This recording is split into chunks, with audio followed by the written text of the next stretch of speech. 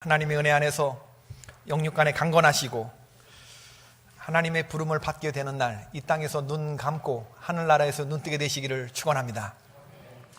오늘 어떤 권사님하고 점심 식사를 했는데 그런 말씀을 하시더라고요. 당신의 꿈이 주무시다가 심장마비로 돌아가시는 거래요. 그래서 저도 아멘, 저도 그렇습니다 그랬습니다.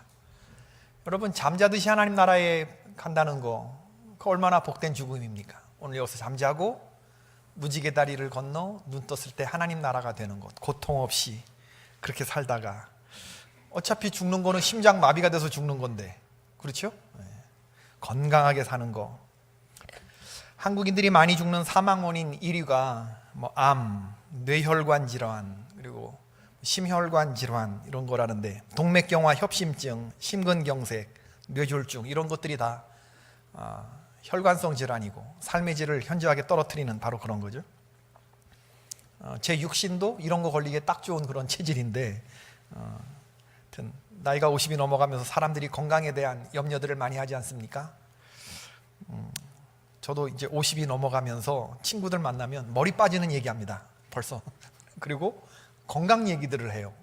그리고 동기들 건강 안 좋아진 그런 친구들 얘기를 하고, 그리고 서로가 서로에게 권면합니다. 내가 먹어보니까 이런 것이 좋더라, 너도 먹어라. 그래서 건강한 거 건강식 이런 거 권면하는 친구도 있고, 또 걱정하는 마음에 살 좀 빼라, 적게 먹고 많이 움직여라, 이렇게 건강을 걱정해 주는 친구도 있어요.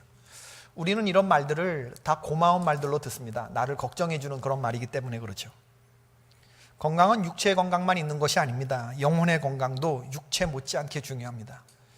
못지않게 중요한 게 아니고, 영혼 건강이 있고 난 후에 육신 건강이지, 육신 건강이 영혼 건강보다 좋다고 결코 말할 수 없습니다. 그렇다고 한다 그러면 육신의 건강을 위해서 살 좀 빼라, 운동 좀 해라, 이런 말이 염려하는 말이라면, 영혼의 건강을 위해서 해줄 수 있는 말이 뭘까? 그건 단연코 회개하라는 말입니다. 회개. 너의 삶에서 회개가 있어야 된다. 하나님과 떨어진 분리된 어떤 그런 영역에 대해서 다시 돌이켜서 하나님께로 돌아가는, 영적인 동맥경화와 영적인 협심증, 그런 것들을 걱정해 주는 말은 단연코 회개하라는 말입니다. 우리의 삶에 죄가 쌓여서 처음에 먼지 같은 것이 딱지가 되고 덩어리로 커져가는데, 그것을 방치하고 나중에 깨끗하게 처리하지 못해서 생긴 결과가 바로 이 영적인 고지혈이거든요. 우리의 육신은 그렇게 끔찍히 아끼면서도 우리는 우리의 영혼을 육신 아끼는 것만큼 그렇게 아끼지 못하고 삽니다. 존 웨슬리, 우리 감리교 교단을 창시하신 웨슬리 목사님 말씀하시기를, 구원을 설명하면서 회개의 중요성에 대해서 말씀하셨는데, 구원이라고 하는 안방에 들어가기 위해서는 회개라고 하는 현관을 거쳐야 한다라고 하셨어요. 내가 하나님을 떠난 내 마음대로 살았다는 처절한 통해와 자복이 선결되지 않고서는 안방까지 갈 수 없어요. 현관을 지나서 안방까지 갈 수 없습니다. 회개는 구원의 필수 조건입니다. 회개는 영혼을 건강해 주는 말이기도 하고, 영적 고지혈을 막는, 영적인 협심증을 막는 중요한 그런 단어인데, 이게 그렇게 사람들이 듣기 좋은 소리는 아니란 말이죠. 간단한 실험을 통해서 알 수 있어요. 옆 사람 얼굴 쳐다보면서 회개하시오, 이렇게 얘기하시면 상대방이 뭐라고 반응을 할까? 너나 잘하세요, 이렇게 나온단 말이죠. 노골적인 회개의 강요는 사람을 불편하게 해요. 그렇지만 여러분, 회개의 의미는 결코 희석될 수 없습니다. 느헤미야가 성벽을 중수하고 초막절을 지켰는데, 여호수아 때로부터 이때까지 이렇게 감동적으로 지킨 절기가 없었다라고 성경은 기록하고 있어요. 7일간의 초막절기가 끝났습니다. 모두들 일상으로 돌아가야 할 시간인데, 신앙적 열기가 식을 줄 몰라서 8장 18절 마지막에 보니까, 무리가 이랫동안 절기를 지키고 8째 날의 규례를 따라서 성회를 열었다 했습니다. 제8일의 규례, 히브리어로 쉐미니 아쪼렛이라고 하는데, 쉐민이라고 하는 축제라는 말과 아쪼렛이라고 하는 억제하다, 만류하다, 이런 단어가 합쳐진 겁니다. 쉐미니 아쪼렛, 뜻은 만류하는 축제, 억제하는 축제. 여러분, 초막절은 만사작파하고 하나님만 크게 기뻐하는 절기거든요. 그런데 사람들이, 백성들, 예배자가 하나님만 기뻐하는 게 아니고 하나님도 그런 백성을 보면서 기뻐해요. 얼마나 기뻐하시느냐? 하나님이 7일간의 축제를 끝나고 돌아가는 백성들을 붙잡으시는 거예요. 쉐미니 아쪼렛. 억제하고 만류하는 게, 붙잡는 게 누구냐 하면 사람이에요, 하나님이에요? 하나님이 붙잡는다는 겁니다. 하루만 더 있다 가거라. 우리 명절 때 부모님 고향 갔는데 부모님이 이렇게 하루 더 자고 가라 이렇게 붙잡으시듯이, 하나님이 우리들의 그 성회를 기뻐하시고 하루만 더 있다 가라. 하나님이 그 축제를 억제하시고 만류하셔요. 붙잡으셔요. 쉐미니 아쪼렛. 이 성회의 의미가 너무 좋습니다. 우리가 누구냐? 세상에서 버림받아 치이고 깨지고 상한 채로 살아가지만, 그러나 실제로 우리가 누구냐? 우리는 이 하나님의 사랑받는 백성들인 줄로 믿습니다. 하나님이 붙잡는 존재예요. 믿으십니까? 하나님이 여러분을 조금만 더 있다 가라, 하루만 더 있다 가라, 이 붙잡으시는, 우리는 하나님의 사랑받는 백성들입니다. 느헤미야와 백성들이 그렇게 완전하게 초막절을 끝냈어요. 초막절 행사가 완전히 끝난 티슈리월 22일, 1월 22일, 그리고 이틀 뒤 24일에 29날에 지금 이 백성들이 다시 모였다. 오늘 본문에 보니까. 아니, 초막절 행사가 끝난 게 그저께인데 오늘 다시 모인 이유가 뭐냐? 초막절 행사 때 하나님이 엄청나게 감동을 주셔서 에스라가 읽는 그 율법을 보면서, 읽으면서, 들으면서 눈물을 흘리면서 회개의 영이 터져 나왔는데, 초막절 정신이 기뻐하는 절기라. 느헤미야가 뭐라고 말했습니까? 8장 9절에서 오늘은 너희 하나님 여호와의 성일이니 슬퍼하지 말며 울지 말아라. 그래서 회개가 터져 나오는 것을, 기뻐하는 절기를, 그 절기의 의미를 살리기 위해서 회개를 자제시켰죠. 그래서 에스라가 백성들에게 다시 회개할 시간을 마련해 주기 위해서 오늘 이틀 뒤에 다시 모이게 된 겁니다. 다시 모였는데 그들이 무엇을 했느냐? 이제 회개를 하기 위해서 모였는데 낮 시간을 4분했다. 낭독과 자복과 경배를 반복했다는 겁니다. 낮 4분지 1은 오전 6시서부터 9시까지를 말합니다. 3시간 여호와의 율법책을 낭독하고, 그 다음 9시서부터 12시까지는 죄를 자복했다, 회개를 했다. 3시간 말씀 듣고 3시간은 회개하는 그런 울부짖음이 시작이 된 거죠. 오늘 본문은 레위 사람들, 아까 성경 본문을 읽었지만 레위 사람들이 주도해서 레위 사람들의 명단이 나오고, 레위 사람들의 회개 기도를 시작으로 민족적인 회개가 이루어지는 서사적인 내용이 나오는데, 9장 6절부터 마지막 9절인 38절까지는 백성들이 어떤 내용을 가지고 회개했는가 하는 그 회개의 내용입니다. 다 읽지는 않았지만 느헤미야 9장의 이 회개 기도가 시편 밖에서 발견할 수 있는 가장 아름답고 완전한 예배 기도문이다. 이게 학자들의 평가이죠. 완전한 예배 기도문, 아름다운 회개의 내용을 담고 있다. 이스라엘 백성들의 거듭되는 배반의 역사에도 불구하고 언약에 신실하신 하나님께서 그 백성들을 붙잡으시고 계속해서 은혜를 주시는 바로 그러한 내용들이 나와 있어요. 창조 때와 애굽과 홍해에서, 광야와 시내산에서, 가나안 정복 과정에서, 사사들을 통해서, 선지자들을 통해서, 그리고 현재의 상황을 통해서 하나님은 인위적으로 조작된 그런 세상의 신들과는 아주 비교조차 할 수 없는 그런 존재임을 강조하는 송축시가 오늘 느헤미야 9장에 이어지고 있습니다. 느헤미야 9장을 읽어보면 이스라엘 역사가 한 장에 다 요약이 되어 있는데, 마치 장성한 사람이 한동안 잊고 있다가 자기 자신의 어린 시절을 담은 그 빛바랜 앨범을 꺼내들고, 갓난아기였을 때부터 어린 시절, 학창시절, 자기의 청년 시절 한 장 한 장 앨범을 넘기면서 그 사진을 보면서 부모님이 베풀어 주신 사랑을 기억하려고 애쓰는 또 그런 느낌이 들어요.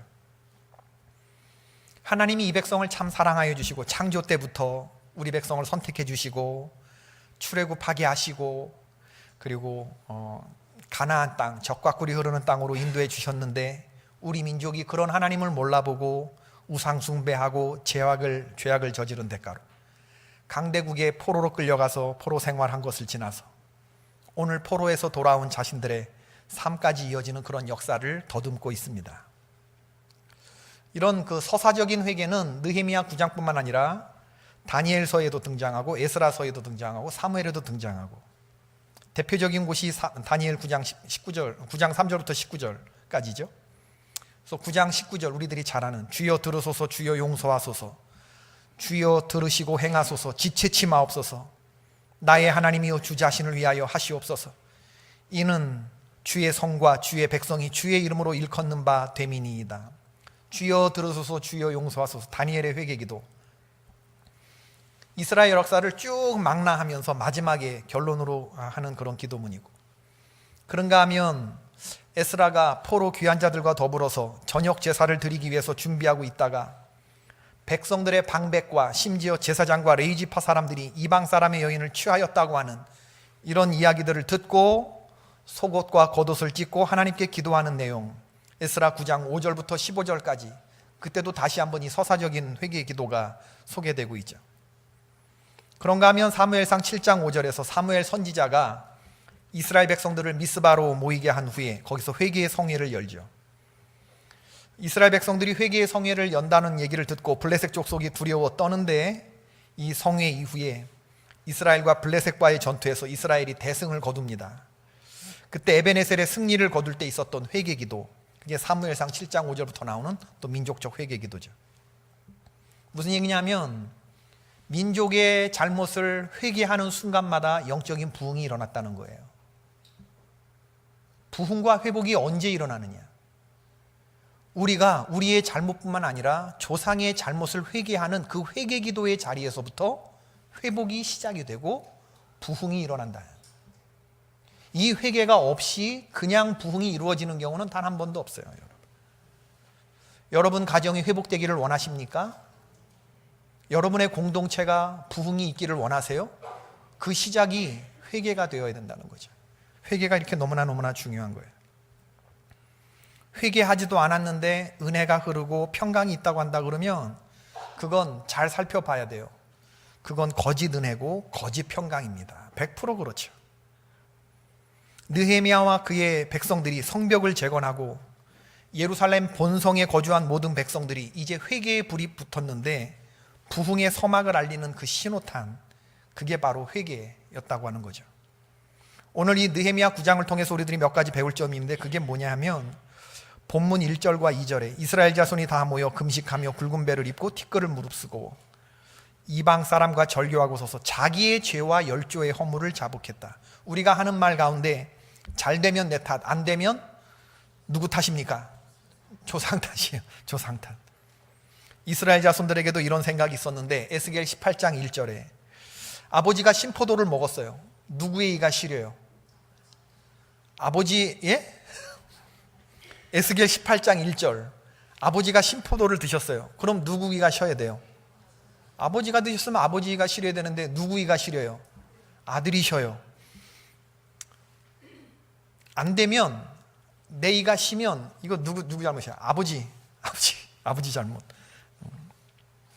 자신이 지은 죄악으로 징계를 받으면서도 그 원인을 조상들에게 돌렸다는 얘기죠. 말씀과 예배가 회복되기 전에 조상 때문에 우리가 망하고 예루살렘 성전에 불이 붙었다. 이게 이스라엘 백성들의 조상 탓이었거든요. 그들 눈에는 자기들 잘못이 보이는 게 아니고 수두룩히 잘못한 다른 사람들만 보이는 거죠. 그런데 말씀을 듣고 보니까 나 자신이 문제였다는 것을 깨닫게 된 거죠. 내 자신이 끊어내지 못한 이방 사람의 가치관이 있었음을 깨닫게 되고, 조상 탓을 하는 게 아니라 이제 내 탓이요 내 탓으로, 내 잘못으로 깨달아지게 되었다고 하는 거죠. 뿐만 아니라 조상 탓이 아니라 조상의 죄와 허물까지도 내가 대신 자복하게 됐다. 이 느헤미야 그 백성들의 회개의 아주 아름다운 첫 번째 모습이고, 두 번째는 잘못된 우선순위에 대한 회개. 속옷과 겉옷을 바꿔 입을 수는 있어요. 그렇지만 하나님의 말씀과 세상 이런 가치를 뒤집어 입을 수는 없습니다. 하나님의 말씀을 제쳐두고 우리가 세상의 먹거리를 찾는 일에 급급했다. 하나님을 제쳐두고 세상적인 부요를 위해서 쫓아갔다. 우리 삶의 우선순위가 잘못되었다. 하나님이 넘버 2가 되었다고 하는 것을 지금 회개하고 있는 거죠. 여러분 그런 생각 하시나요? 여러분에게 하나님은 몇 순위입니까? 오늘날 많은 분들이 그래요. 1순위라고 말하지만 제일 첫 번째로는 우리는 우리가 하고 싶은 거를 해요. 그렇게 보면 우리에게 주인은 나은 거예요. 그 다음엔 우리가 해야 할 일을 해요. 비즈니스지. 세 번째로 그 다음에 하나님을 한다. 공감이 되더라고요. 오늘날 현대인들이 말로는 하나님을 얘기하면서도 하나님 1순위라고 하면서도 자신을 희생하고 헌신하면서 하나님 앞에 나오잖아요. 우선 내가 하고 싶은 거를 해요. 내 쾌락과 내 욕망과 내 기분과 감정이 가는 대로 가요. 우선은 내가 우상이니까. 두 번째로는 내가 해야 할 일을 하는 거고, 세 번째는 하나님이고. 여러분, 이 순서가 바뀌게 되면 우리 삶은 재앙이 됩니다. 따라해 보십시다. 우선순위가 바뀌면 일상이 비상이 된다. 일상이 비상이 돼요. 일상이 큰일 나는 일이 일어나요. 우선순위가 바뀌면. 그래서 잘못된 우선순위, 내가 하고 싶어하는 거, 내 욕심이 따라가는 거, 그것을 먼저 하고 하나님 뒷전으로 물려놓은 것, 그것에 대한 회개를 지금 이스라엘 백성들이 하고 있는 거예요. 세 번째, 죄를 우습게 여긴 잘못. 누구나 잘못하는 거 아니야? 죄는 누구나 짓고 사는 거 아니야? 죄를 우습게 여긴 죄를 지금 회개해요. 여러분, 죄는 하나님이 가장 싫어하는 겁니다. 죄 때문에 하나님의 아들이 십자가에 못 박히셔야 했을 정도로 죄가 그렇게 사하기 어려운 거예요. 가장 비싼 하나님의 아들 예수 그리스도의 보배로운 피를 흘리고 나서야 우리의 죄가 씻겨졌다는 것을 우리는 늘 기억하면서 살아야 합니다. 그러므로 죄와 싸우되 피 흘리기까지 싸우는 그러한 모습이 있어야 하는 것이죠. 오늘 이스라엘 백성들이 고백하는 죄악들은 뭐냐면, 하나님이 우리를 선하게 창조하시고 좋은 것을 베풀어 주셨지만 복에 겨워서 그것을 당연한 것으로 알고 우리의 열조가 목이 곧아서 주의 명령을 듣지 않았다라고 하는 16절의 고백. 하나님의 말씀을 중심에 두지 않은 죄, 아담과 하와의 시절로 백슬라이딩한 죄, 그 죄를 고백하는 거고, 두 번째로는 18절의 말씀이죠. 출애굽 당시에 송아지 부원 만든 죄, 그 송아지를 우상으로 섬기면서 이 송아지가 우리를 애굽에서 나오게 만든 하나님이라고 말한 죄. 세 번째로는 가나안 땅에 들어가 풍요를 누리게 하셨으나 우리 열조가 순종치 아니하고 주를 거역하고 주의 율법을 등 뒤에 두고 주께로 돌아오라고 권면하는 선지자들을 잡아 죽인 죄. 이 죄를 회개하고 있어요. 네 번째로는 하나님 주신 것을 당연한 것으로 여기고 감사치 않은 죄. 범사에 감사해야 하는데 감사가 범사가 되어서 악행을 저질렀다 하는 죄. 35절에. 바로 이런 것들을 지금 이스라엘 백성들이 회개를 하고 있는 거예요. 바라기는 저와 여러분의 심령 속에서 이런 느헤미야와 백성들이 회개했던 이 동일한 회개의 역사가 일어나서 여러분의 심령 속에서도 부흥의 역사가 일어나고 가정에서도 이 부흥과 회복의 역사가 일어나기를 주의 이름으로 축원합니다. 느헤미야 백성들이 했던 이 회개가 아름다운 것은 뭐냐면 회개의 기준이 말씀이었다고 하는 겁니다. 말씀은 성령 하나님이 우리에게 들어오는 채널이에요. 그래서 우리가 언제 회개를 하게 되느냐 하면 하나님의 말씀을 들을 때, 마음에 깨달음이 있을 때 그때 회개가 일어납니다. 하나님의 말씀을 들을 때 우리는 하나님 음성을 듣게 되는데, 사랑하는 아들아 딸아 너는 아직 내 수준에 이르지 못했구나 하는 이런 하나님의 음성을 듣게 되는 거예요. 그래서 하나님의 기대에 한없이 미치지 못하는 자기를 보면서 너무나 부끄럽고 너무나 하나님 앞에 죄송스러워서 말씀을 듣는 그 자리에서 눈물이 터지는 거예요. 저는 이런 역사들을 굉장히 많이 봅니다. 말씀 듣고 집에 가서 회개가 되는 게 아니고요, 정말 강하게 말씀이 우리 안에 전류를 타고 들어오게 되면 그 자리에서 터져요. 그 자리에서 일어나질 못해. 어느 주일 같은 때, 어떤 예배 때 강하게 성령의 말씀이 나의 그 죄성을 두드릴 때 그 자리에서 울면서 회개하는 그런 성도들이 얼마나 많습니까? 진정한 회개가 일어나는 현장은 말씀들은 그 자리에서부터 시작되는 거예요. 내일로 미뤄지지 않아요.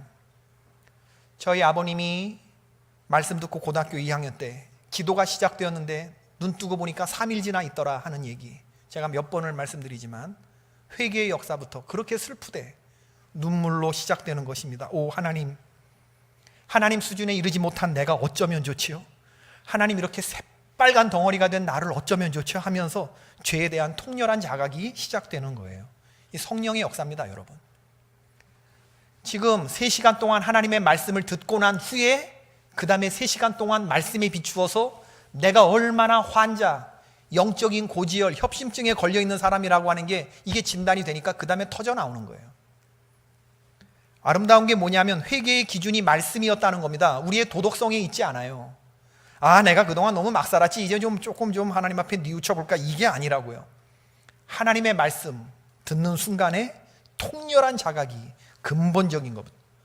내가 회개하는 게 아니고 주의 성령이 들어와서 내 안에서 뒤집어 놓으시고 성령이 주도가 되셔서 회개를 하게 하는 그런 역사가 일어나는 것이죠. 회개가 왜 중요하냐면요, 여러분, 회개하지 아니하면 우리 삶에 하나님의 축복이 임하지 않습니다. 요엘 1장 17절 말씀. 씨가 흙덩이 아래에서 썩어졌고 창고가 비었고 곳간이 무너졌으니 이는 곡식이 시들었음이로다. 씨를 뿌리는 수고를 하기는 했는데 열매가 없을 때가 있죠. 아침부터 저녁까지 열심히 뛰어다니느라고 열심히 일한다고 일을 하지만, 밤새워서 일을 하지만 일은 열심히 했는데 수고만 하고 열매가 없을 때가 얼마나 많습니까? 지금 요엘 선지자가 그 얘기하는 거예요. 왜 너희들의 삶에 열심히 쫓아다니기는 하지만 왜 씨가 영글지 않느냐? 왜 씨가 흙덩이 아래에서 썩어지느냐? 열심히 일했으면 창고가 채워져야 되는데, 곡간이 채워져야 되는데 왜 창고가 비고 곡간이 무너지느냐? 이는 곡식이 시들었음이로다. 왜 그러냐 하면 하나님이 하늘의 문을 닫아버리셨기 때문에.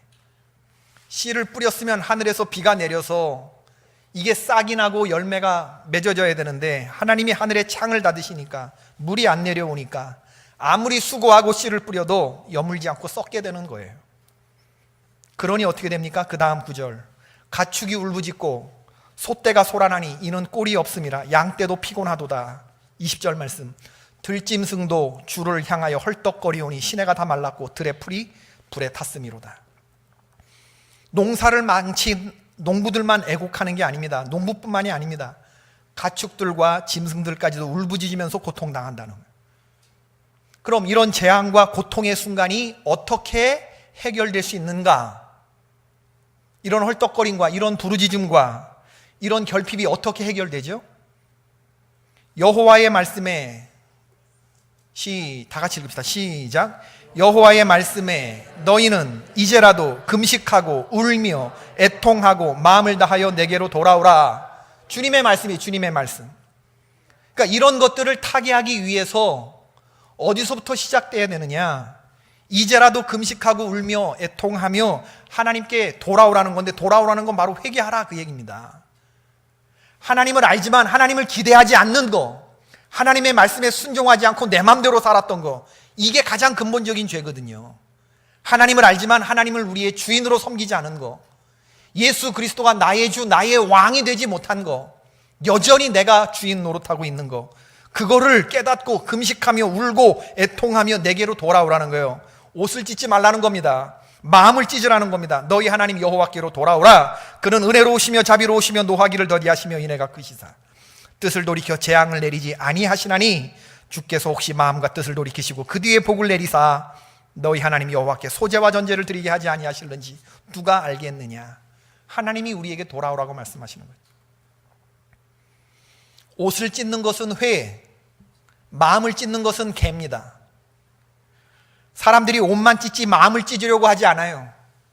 주님이 그걸 알아요. 하나님이 옷을 찢지 말라는 겁니다. 회개의 형식은 중요하지 않다는 겁니다. 너희들은 마음을 찢어야 한다. 마음을. 말로만, 구호로만 회개하는 것이 아니고 삶으로 연결되어 있는 그런 실천적인 회개가 필요하다. 여러분, 세례 요한과 예수님의 처음 메시지가 뭔지 아십니까? 똑같이 회개하라, 천국이 가까웠다. 마태복음 3장 8절 말씀에 회개에 합당한 열매를 맺어라. 이게 예수님과 세례 요한의 첫 번째 메시지였어요. 회개에 합당한 열매를 맺어라. 그랬을 때 사람들이 물었어요. 그러면 우리가 무엇을 하여야 하리까? 회개하라고 하니 어떻게 하는 게 회개입니까? 라고 말했을 때 세례 요한이 뭐라고 대답했습니까? 읽어보십시다. 시작. 대답하여 이르되 옷 2벌 있는 자는 옷 없는 자에게 나눠줄 것이요 먹을 것이 있는 자도 그렇게 할 것이니라. 어려워요, 쉬워요? 네? 어떻게 회개하는 거래요? 옷 2벌 있는 사람이 옷 없는 자에게 나눠주래요. 먹을 것이 있는 사람이 먹을 것 없는 사람에게 나눠주래요. 이 쉬워요, 어려워요? 이렇게 하고 사세요, 안 사세요? 세례 요한이 그런 얘기합니다. 군인들이 물었어요. 그럼 군인들의 회개에 합당한 열매가 세리들이 물었어요. 세리들의 회개에 합당한 열매가 무엇입니까? 했을 때 누가복음 3장 13절 이르시되 부가된 것 외에는 거두지 말아라. 백성들에게 부가된 것 외에는 거두면 돼요, 안 돼요? 이게 쉬워요, 어려워요? 세리가 없으니까 대답 안 해도 되겠다. 세금 공무원이 없으니까. 이거 쉬워요, 어려워요? 이거 이렇게 사세요? 군인들이 물었어요. 군인들의 회개에 합당한 열매가 뭐냐? 누가복음 3장 14절에서 이렇게 말씀합니다.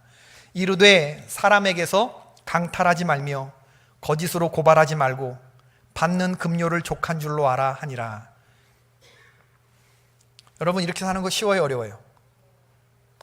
어려워요.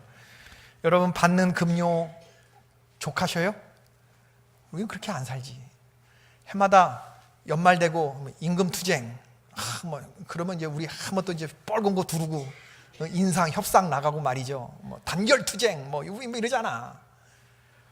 받는 급료에 절대 족하지 않지.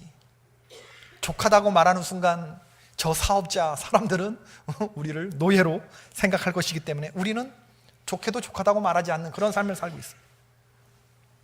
세례 요한의 대답은 아주 간결해요. 회개하라는 겁니다. 하나님의 나라가 가까웠는데, 그런데 그 회개에 합당한 열매, 실천적인 그런 회개는 우리가 얼마든지 지킬 수 있는 것인데 우리는 이 원칙을 지키고 살지 않아요. 욕심에 치우쳐 많이 벗어나 있기 때문입니다. 우리의 탐욕의 마음이, 교만한 마음이, 누추해진 마음이 우린 너무나 많이 멀리 가 있어요. 그래서 이런 얘기들을 우리는 쉽게 지킬 수 있을 것 같지만 지키지 못합니다. 바로 이런 마음을 뉘우치고 주님께 돌아올 때 그게 하나님 기뻐하시는 회개가 되는 거죠. 누가복음 15장 탕자의 비유에서 집 나간 탕자가 허랑방탕한 삶을 산 후에 자기의 삶에 대한 반성을 해요. 누가복음 15장 17절부터 19절의 말씀인데, 이에 스스로 돌이켜 이르되 내 아버지에게는 양식이 풍족한 품꾼이 얼마나 많은가. 나는 여기서 줄여 죽는구나. 내가 일어나 아버지께 가서 이르기를 아버지, 내가 하늘과 아버지께 죄를 지었사오니 지금부터는 아버지의 아들이라 일컬음을 감당하지 못하겠나이다. 나를 품꾼의 하나로 보소서 하리라 하고. 회개의 아름다운 모습을 보여줘요. 예수님이 직접 하신 말씀입니다. 하나님이 기뻐하시는 회개가 어떤 회개냐? 탕자의 비유를 통해서 그는 뉘우쳤어요. 아버지의 품을 떠난 죄를 뉘우칩니다. 그리고 마음을 찢어요. 지금부터는 아버지의 아들이라 일컬음을 감당하지 못하겠나이다. 나를 품꾼의 하나로 보소서라는 마음까지 갔어요. 이게 회. 어? 나는 아버지의 아들이라 일컬음을 이제 감당치 못할 테니 품꾼의 하나로 아버지와 살리라. 진실하잖아요, 그죠? 마음을 찢는 이게 회개의 아주 시작이 훌륭해요. 정말 중요한 건 뭐냐면 누가복음 15장 20절의 말씀인데 우리 다 같이 읽어보십시다. 시작. 이에 일어나서 아버지께로 돌아가니라. 이게 나와야지. 이에 일어나서 아버지께로 돌아가니라. 이게 얼마나 중요한지 모릅니다. 우리가 실천적인 회개에 이르지 못하는 것은 바로 이 대목에서 막히는 거예요. 일어나 아버지께로 돌아가지를 않아요, 현대인들은.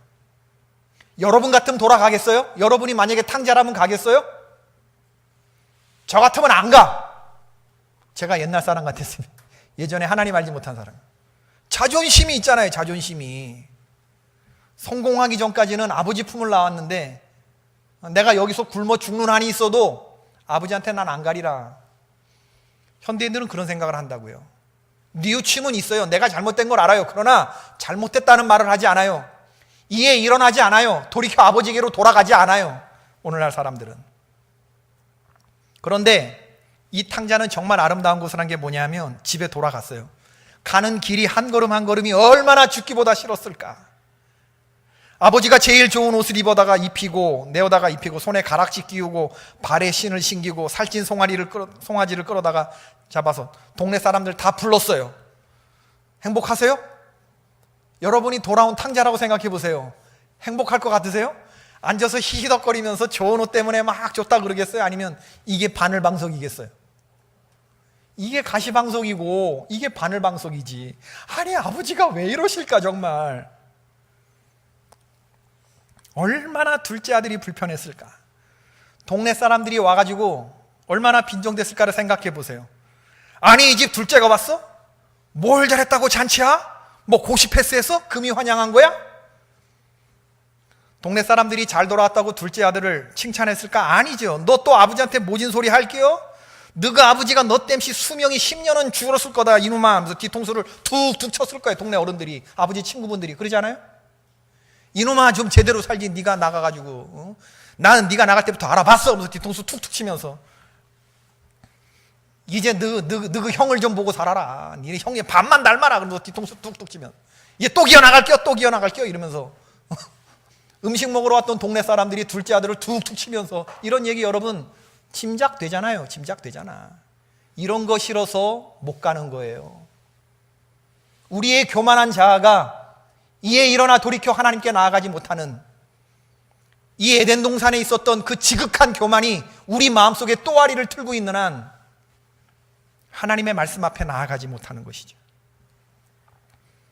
회개에 합당한 열매가 뭐냐 하면 아버지께로 돌아오는 그 돌아오는 발걸음 한 걸음 한 걸음 그 전부가 회개에 합당한 열매입니다. 성경은 돌아온 죄인 하나를 기뻐하는 아버지의 모습을 보여줘요. 동네 사람들의 반응, 탕자의 반응이 아니고 아버지의 반응. 그 돌아온 아들을 위해서 정말 기뻐하는 그 아버지. 그 잔치를 정말 기뻐하는 건 아버지밖에 없어요. 종들이 기뻐했겠어요?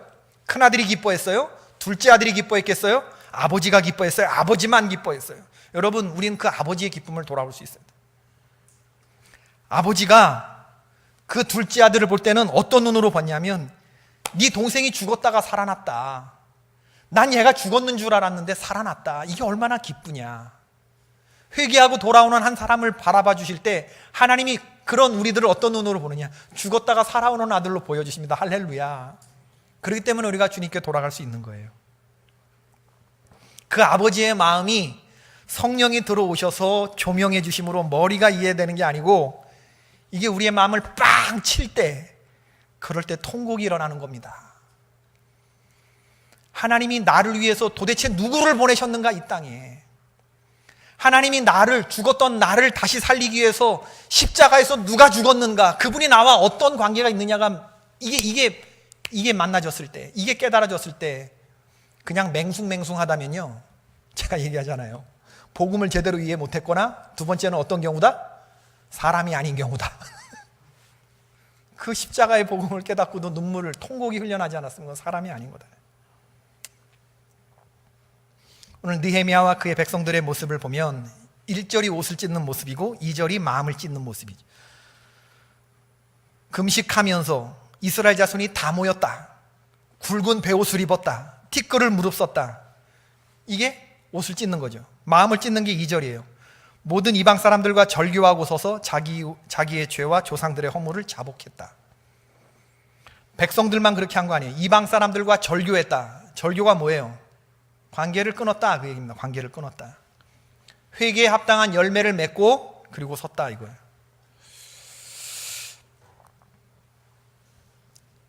백성들만 이렇게 한 게 아니고 느헤미야 13장 28절에 보니까 대제사장 엘리야십의 손자 요아다의 아들 하나가 호론 사람 산발랏의 사위가 되었으므로 내가 쫓아내어 나를 떠나게 하였느니라. 뒤에 느헤미야 이제 13장 가면 또 다시 나올 내용이지만 느헤미야 자신도 회개에 합당한 열매를 가지고 동참해요.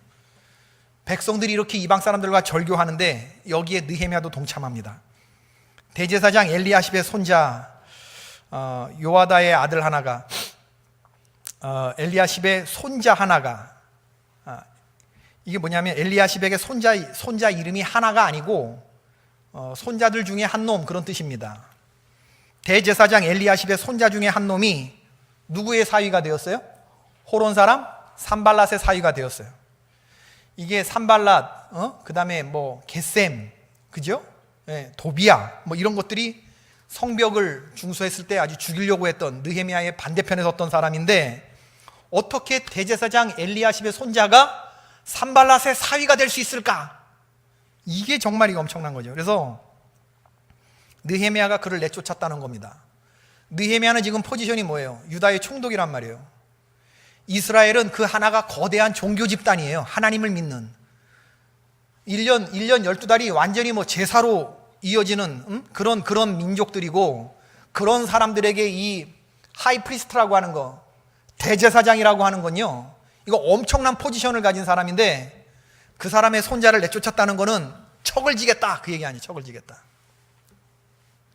느헤미야가 대제사장의 손주를 자른 겁니다. 총독이 대제사장을 건드린 거예요. 대제사장과의 결별을 선언한 것이기도 하죠. 여러분, 앞으로 계속해서 개혁을 추진해야 될 대제사장의 도움이 절실한 총독의 입장에서 그 총독의 손주를 잘랐다, 이방 사람과 결혼한 것으로는 쉬운 얘기가 아니었을 겁니다. 앞으로 대제사장이 얼마나 괴롭게 공격을 할 거예요. 그렇지만 느헤미야는 자기의 삶의 현장에서 절교했다는 겁니다. 여러분, 회개라는 게 이런 거예요. 오늘 이 말씀을 보면서 우리는 다시 우리 스스로의 모습을 생각해 보지 않을 수 없어요. 그렇다고 우리는 지금 무엇을 끊어낼 것인가? 우리는 하나님께 어떤 것을 내어 보이며 하나님 앞에 회개하며 나아갈까? 바라기는 여러분, 우리에게서 끊어낼 것들, 회개에 합당한 열매를 가지고 하나님이 기뻐하시는 회개가 드려지기를 바랍니다. 우리가 새벽 시간마다 역대하의 말씀을 묵상하는데 북이스라엘의 왕들 끝나고 지금 남유다의 왕들이 어떻게 패망해 가는가를 매일 아침마다 보는데 똑같은 패턴을 반복하잖아요. 회개하지 못하고 악하게 마지막에 사살되거나 피살되거나 암살자에서 죽거나 문둥병 걸려서 그렇게 죽거나 하는 이런 끔찍한 이야기들을 보는데, 그 반복되는 패턴의 시작이 뭐예요? 하나님의 말씀을 버리고 아합이 이세벨이라고 하는 그 여자 하나 딱 불러들인 거. 이세벨과 그 아합 사이에서 아달랴가 태어나고, 남유다가 북이스라엘과 손을 잡고, 그리고 그 죄악의 씨앗이 점점 누룩처럼 혼인관계를 타고 남유다로 타고 들어와서 완전히 그 왕족들을 멸하는 이러한 엄청나고 세속보다도 훨씬 더 끔찍한 이야기들이 전개되는 것을 보잖아요. 그 시작이 어디서부터 시작됐느냐? 그 이방 여인 하나를 간단하게 허용한 것부터 우리 잘못이 시작되는 것이거든요. 여러분, 이거 오늘 하나님 앞에 기도하시면서 그 잘못된 출발점을 발견하시기를 바랍니다. 그리고 여러분, 제가 오늘 이럴 줄 알았는데요. 이 회개 얘기를 하면요, 전하는 사람도 힘들고 듣는 분들도 참 힘들어요. 그러나 여러분, 넘어서야 합니다. 우리의 모습을 봐야 합니다. 그래야 우리 안에서 부흥이 일어나요. 안 그러면 씨를 심어도 열심히 일해도 하늘에서 비가 내리지 않는다니까요. 성경에 나와 있는 말씀입니다. 부흥을 원하거든 하나님을 감동케 하는 그런 모습을 보여야 하는데, 그 하나님이 감동하시는 모습은 회개예요. 진실로 하나님 딱 보면 알아요. 우리가 옷을 찢는지 아니면 마음을 찢는지. 오늘 마음을 찢는, 우리가 어디서부터 세상과 손을 잡았는지 그 지점을 절교하고 다 같이 서서 오늘 주님 앞에 서는 그러한 저와 여러분이 될 수 있기를 바랍니다.